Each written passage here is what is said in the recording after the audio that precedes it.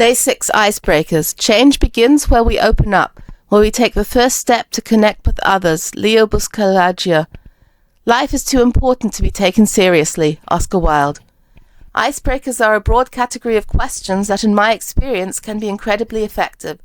They have the power to build connections, provide relief from daily stress, lighten the mood, and even spark creativity. Starting meetings with an icebreaker has become a common practice, and with so many lists of suggested questions online, it's tempting to pick one at random and dive in. However, while icebreakers are designed to encourage engagement and foster connections, I have a few reservations about their effectiveness. Sometimes they can miss the mark and, at worst, have the opposite effect. Questions that can foster negativity.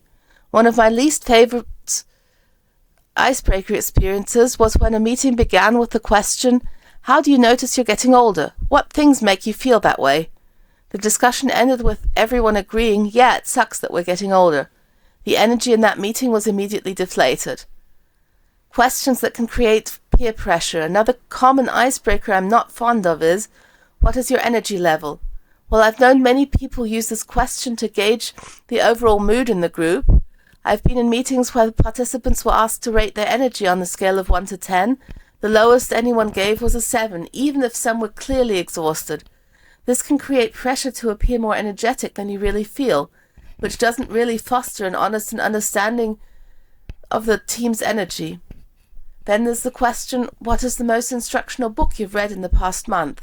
While this can be a great question in informal settings or for specific groups like a book club, it can fall flat in a more diverse group where not everyone reads a book every month.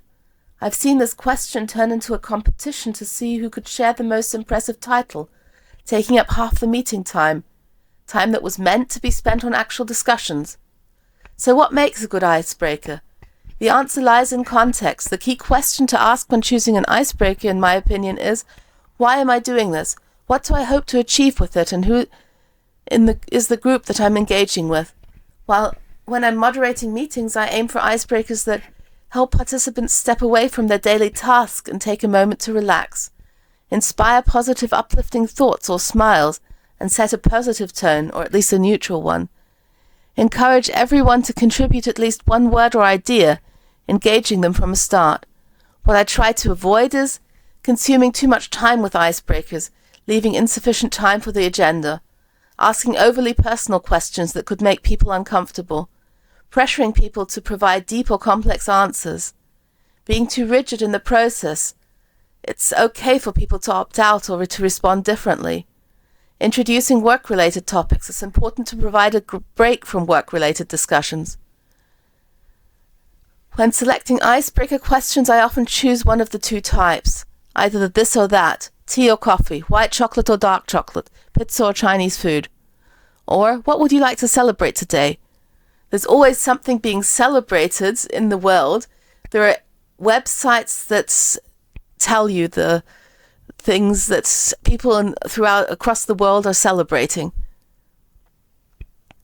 I have used these online resources to create a list of quirky idiosyncratic holidays, asking participants what they would like to celebrate on that day. For example, I've used National Croissant Day and actually brought croissants into the office.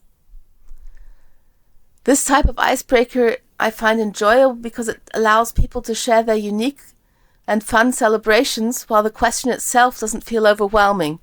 It also gives people an opportunity to explain why they might celebrate something if they choose to, and it's also something that they can just decide on a whim. Some icebreakers include a gamified element where the person answering chooses the next participant to speak. While this can be fun, it can also slow things down significantly. So, when pressed for time, a more efficient approach is for the moderator to call on people directly, which keeps the flow going. I've moderated an icebreaker with 30 to 35 people in just 3 minutes using this method, when everybody answers with a single word. If I'm working with a trusted group, I might ask more personal questions, but I still try to ease into them. As an introvert, I find it overwhelming when a question like, "What are the 3 words that best describe you?" is asked right away. It's hard for me to go from 0 to 100 and share deeply personal thoughts, even with close friends. I also avoid phrasing questions as absolute, like, what was the best thing that happened today? Sometimes it's difficult to choose that best thing, and that can create unnecessary stress. Ultimately, when I choose icebreaker questions, I aim for lightness, inclusivity, and fun, while ensuring they serve the purpose of engaging the group and setting a positive tone for the meeting.